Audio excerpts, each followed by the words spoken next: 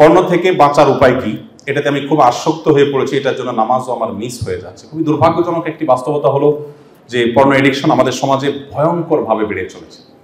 এটা থেকে আত্মরক্ষার জন্য ছোট ছোট কয়েকটা টিপসের কথা আমি বলবো। এটা নিয়ে অনেক বই পুস্তক আছে। অস্ট্রেলিয়ার একজন লেখকের একটা বই কোন একটা প্রকাশনী থেকে, সম্ভবত সমর্পণ কিংবা সমকালীন কোন একটা প্রকাশনী থেকে বের হয়েছে, অথবা সিয়ান, তিনটার কোন একটা লাইব্রেরি হবে, তারা বের করেছে। বইটা অসাধারণ, পর্ন এডিকশন থেকে বাঁচার জন্য।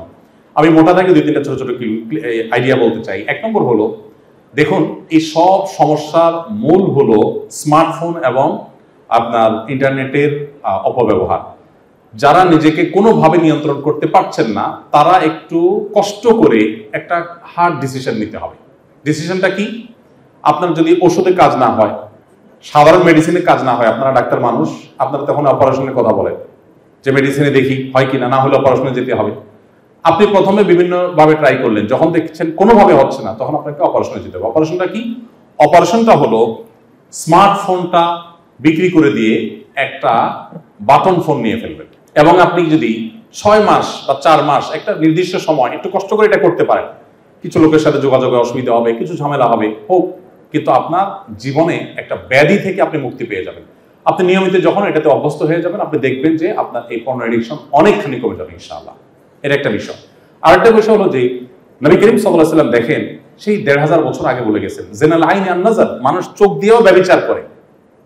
মানুষ চোখ দিয়েও ব্যভিচার করে। একজন নারীকে চোখ দিয়ে আপনি দেখলেন, দেখার পর বাজে কল্পনা জল্পনা করলেন, কল্পনার জগতে আপনি রেপ করলেন। দেখেন গোটা পৃথিবী রেপের বিরুদ্ধে কথা বলে, গোটা পৃথিবী কিন্তু ধর্ষণের বিরুদ্ধে কথা বলে, তাই না? ধর্ষণ এটাকে খুব জঘন্য অপরাধ হিসেবে দেখে। ইসলাম তার চাইতে আরো অগ্রসর। আপনি কল্পনাই করতে পারেন না, যেখানে ধর্ষণকে মানুষ অপরাধ বলছে, ইসলাম বলছে মনে মনে ধর্ষণটা অপরাধ। পৃথিবীর কোন সভ্যতায়, কোন আদালতে মনে মনে ধর্ষণকে অপরাধ মনে করে?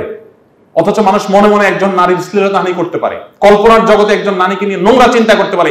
ইসলাম বলেছে সেই লোকটা অপরাধী, কিয়ামতের ময়দানে তার বিচার আল্লাহ তাআলা করবে।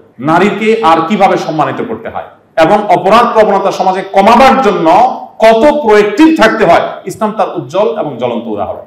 এই জন্য এই পর্ন এডিকশন থেকে বাঁচার জন্য চোখের নিয়ন্ত্রণে কোনো বিকল্প নেই। আল্লাহ বলেছেন কুল্লিল মুমিনিনা ইয়াগুদ্দু মিন আবসারিহিম ওয়া ইয়াহফাযু ফুরুজাহুম, ঈমানদারদেরকে বলে দিন তারা যেন চোখকে হেফাজত করে, সংরক্ষণ করে।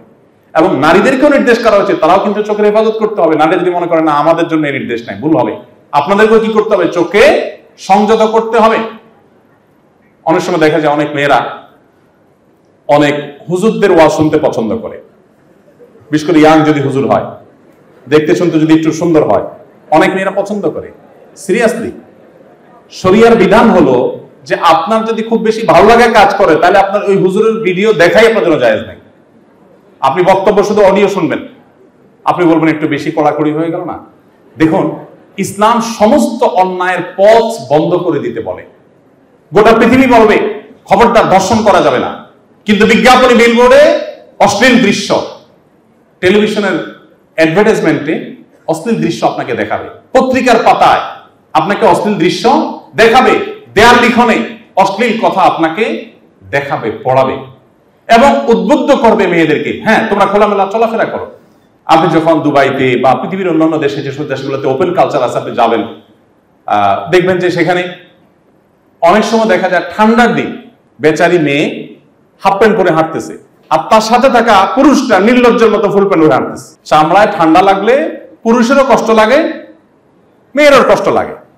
কিন্তু এমন কালচার ডেভেলপ করছে যে তুমি হাফ প্যান্ট পরে হাঁটো, ঠান্ডা মরো, আর আমি ফুল প্যান্ট পরে আরাম করি।